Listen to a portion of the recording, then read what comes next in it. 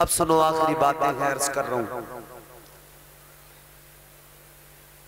कब्र में जाना है, कब्र में भी अल्लाह ने तन्हा नहीं छोड़ा।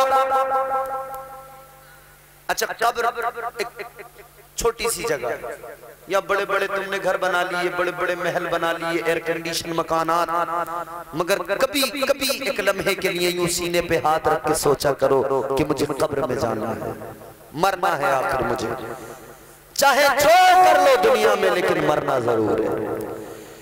आओ मेरे अजीजों, समझो कब्र क्या है। तुम्हें मुस्तफा का फरमान सुनाता हूँ। ताजदारे मदीना वाली कौनैन सल्लल्लाहु अलैहि वसल्लम ने फरमाया, नेक आदमी हो, परहेजगार इंसान हो, या फिर कोई गुनहगार हो, जो भी कब्र में जाता है, कब्र हर किसी को दबाती है।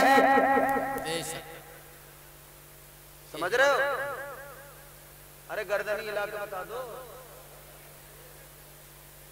कब्र में जो भी जाता है कब्र दबाती है, नेक जाए तब भी दबाती है, गुनहगार जाए तब भी दबाती है। मगर कैसे दबाती है? ताजदारे मदीना ने फरमाया, जब गुनहगार कब्र में जाता है, जब अल्लाह का नाफरमान कब्र में जाता है, कब्र कैसे दबाती है? मेरे आका ने फरमाया, इस तरह से कब्र दबाती है। आका ने हाथ के इशारे से समझाया, इधर की पसलियां इधर वाली पसलियों के अंदर चली जाती है, इधर की पसलियां इधर वालियों में, पसलियों के टूटने की आवाज आती है, हड्डियों के चटकने की आवाज आती है। फरमाया गया, इंसान को ये आवाज नहीं आती, बाकी हर मखलूक इस आवाज को सुना करती है। कभी कब्र को याद करो, फिर शराब छूट जाएगी।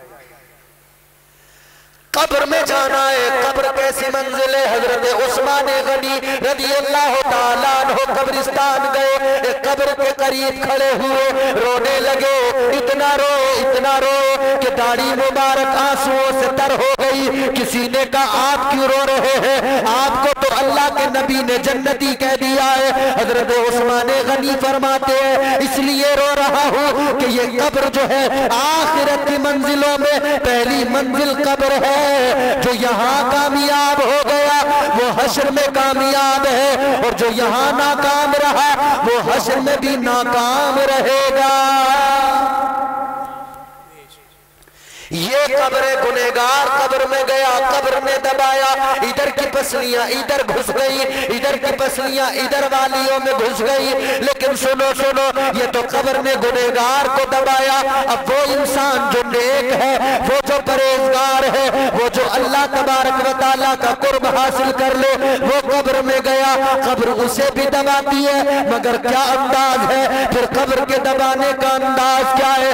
आपके मेरे नबी ने फरमाया, वालिए कौनैन ने फरमाया, इमामुल अंबिया ने फरमाया, जब किसी नेक बंदे को, जब किसी परहेजगार को कब्र दबाती है तो इस तरह से दबाया करती है जैसे माँ अपने बच्चे को प्यार से, ममता से अपनी गोद में लेकर दबाया करती है। वाह वाह वाह, जिंदाबाद जिंदाबाद। मोमिन को ऐसे दबाती है। लेकिन बंदा कब्र में गया तो फरिश्ते आए, नकीरैन, सवाल, 3 सवाल। पहला सवाल कर दिया फरिश्तों ने, मन रब्बुका, तेरा रब कौन है? अब बहुत सारे लोग सोच रहे होंगे, मौलाना जल्दी तकरीर खत्म करो, असद भाई को सुनना है? मगर जब तक मुझे नहीं सुनोगे मजाल है मैं हट जाऊं यहां से। इन्हें सुनना है तो पहले हमें सुनो, और अगर सलीके से नहीं सुनो, अब देखो ये आखिरी लम्हात है, अब तुम्हारा इम्तिहान लूंगा।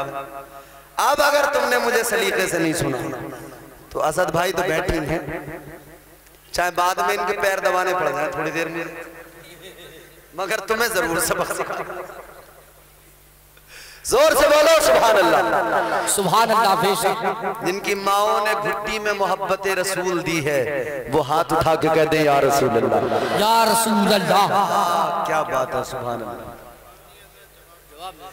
है मेरे अजीजों, याद रखना, कब्र में फरिश्ते आ गए, सवाल पहला करेंगे, मन रब्बुका, तेरा रब कौन है? अच्छा एक बात बताओ मुझे ईमानदारी से, किसी का इम्तिहान हो, किसी के बच्चे को इम्तिहान देना हो, तो वो महीनों से इम्तिहान की तैयारी में लग जाता है। घर वाले उससे काम नहीं कराते, कहते हैं इसका इम्तिहान आ रहा है तैयारी करने दो। पर्चे में क्या आएगा कुछ पता नहीं है, सवाल क्या आएंगे कुछ पता नहीं है। पूरी पूरी किताबों का रट्टा लगा रहा है, पूरी पूरी किताबें याद कर रहा है, हर सब्जेक्ट को अच्छी तरह से याद कर रहा है, अच्छी तरह से पढ़ रहा है। लेकिन सुनो मेरे अजीजों, दुनिया का कोई भी इम्तिहान हो, पर्चे में क्या सवाल आएगा पहले से पता नहीं होता है। अल्लाह का करम तो देखो, अल्लाह ने यहाँ भी तन्हा नहीं छोड़ा। अल्लाह ताला ने कब्र में इम्तिहान रखा है, सवाल 3 हो गए। अल्लाह ने पर्चा भी पहले ही आउट कर दिया, पहले ही बता दिया मेरे बंदो ज्यादा तैयारी करने की जरूरत नहीं, परेशान होने की जरूरत नहीं, बस 3 सवाल है, इनके जवाब याद कर लो और बस इतनी सी तैयारी करके कब्र में चले आओ। ये भी तो अल्लाह का करम ही है ना, पहले ही पर्चा आउट कर दिया अल्लाह। अब 3 सवाल, पहला सवाल मन रब्बो का, तेरा रब कौन है। दूसरा सवाल मा दीनों का, तेरा दीन क्या है। अब अगर बंदा अल्लाह ताला से मोहब्बत और उसके महबूब से मोहब्बत करता रहा है तो वो कब्र में फौरन जवाब देगा रब्बी अल्लाह, मेरा रब अल्लाह है। दूसरे सवाल का जवाब देगा दीनी अल इस्लाम, मेरा दीन इस्लाम है। अल्लाह तबारक व तआला ने यहाँ भी फजल फरमाया, पहले से बता दिया, तन्हा नहीं छोड़ा, पहले से बता दिया कि ये तैयारी करनी है। मगर तीसरा सवाल, अब और ज्यादा रब की मोहब्बत देखो। हिजाब हटेंगे, पर्दे हटेंगे, एक चेहरा सामने होगा और सवाल किया जाएगा मा कुन्ता तक़ूलू फी हक़्क़ि हाज़िहिर रजुल, फरमाया जाएगा बता इनके बारे में क्या ख्याल लगता था। हिजाब हटे, चेहरा किसका सामने आया, चेहरा मेरे और आपके नबी का दिखाया जाएगा। कब्र के अंदर दीदार मुस्तफा का कराया जाएगा, दीदार आका का कराया जाएगा। वो कहने वाले ने इसीलिए तो कहा नहा के इसलिए मदफन को जाया जाता है, नहा के इसलिए मदफन को जाया जाता है, वहां हुजूर का चेहरा दिखाया जाता है। सुभान अल्लाह। तो कब्र में भी अल्लाह ने तन्हा नहीं छोड़ा।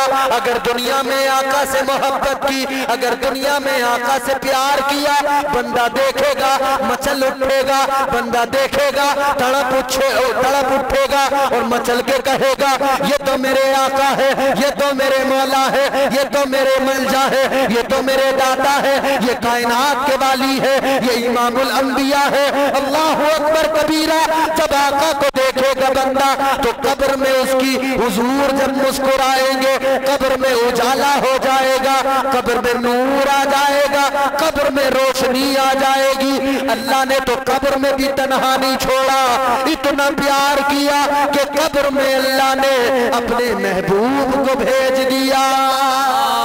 नारे तकबीर, नारे रिसालत, नारे गौसियत, मसलके आला हजरत, अज़मते वालिदैन कॉन्फ्रेंस, नारे तकबीर। तो अल्लाह प्यार करता नहीं करता, अल्लाह ने तन्हा तो नहीं छोड़ा। कुंतुम खैरा उम्मतिन उखरिजत लिन्नास, प्यार किया अल्लाह ने, क्या फरमाया तुम बेहतरीन उम्मत हो। अब फिर इसकी वजह भी बयान की, तअमुरूना बिल मारूफ व तनहौना अनिल मुनकर। अल्लाह ने फरमाया कि तुम बेहतरीन इसलिए हो कि तुम नेकियों का हुक्म देते हो और लोगों को बुराइयों से रोकते हो। तो मोमिन की क्वालिटी ये है, मोमिन की अलामत ये है, मोमिन की खूबी ये है, ईमान वाले की सिफत ये है कि वो खुद भी बुराई से रुकता है, दूसरों को भी बुराई से रोकता है, वो खुद भी नेकियों का जो खुद भी जो है नेक अमल करता है और दूसरों को भी नेकियों की दावत दिया करता है। मेरे अजीजों, जिंदगी का किस्सा इतना सा है है। इस फलसफे को समझ लो। अल्लाह बड़ा प्यार करता है, अल्लाह बहुत मोहब्बत करता है, अल्लाह बड़ा बड़ा कर्म करने वाला है। उसने तो कुरान में फरमा दिया, या अय्युहल इंसानु मा गर्रक बिरब्बिकल करीम, ऐ मेरे भटके हुए गाफिल बंदे, अपने रब की बारगाह में आजा, आकर देख जरा तेरा रब तुझसे कितनी मोहब्बत करता है, तेरा रब तुझसे कितना प्यार करता है। रब से मोहब्बत करो। एक हुक्म और फरमाइश कमेटी वालों ने की थी, 5 मिनट में पूरी होगी और उससे भी कम में पूरी करने की कोशिश करेंगे। अब जरा आप इस फरमाइश को मैं पूरा कर रहा हूँ। ये हुक्म जो मुझे कमेटी की जानिब से मिला था, और भी दीगर नौजवानों ने जिन्होंने पहले भी मुझे सुना है, उन्होंने भी कहा, वो मैं 4-5 मिनट की एक नज्म आपको सुनाए देता हूँ। सुनेंगे? जोर से बोले, सुनेंगे? वो नज्म है मौला अली की अजमत, मौला अली के फजाइल व मनाकिब। मैं इंशाअल्लाह आपकी खिदमत में रख रहा हूँ, हुक्म पूरा कर रहा हूँ, तकरीर मेरी हो गई है। जरा हाथ उठा के मोहब्बत के साथ, पूरी बेदारी के साथ मौला अली को पुकारे और कहे, या अली। से बेदारी से नज्म सुन लेना। कौन है मौला अली? 4 मिसरे उर्फी सरसवी के सुने। न छेड़ मुझको चटाई पे बैठा रहने दे। पहले स्टेज की भी तवज्जो चाहता हूं।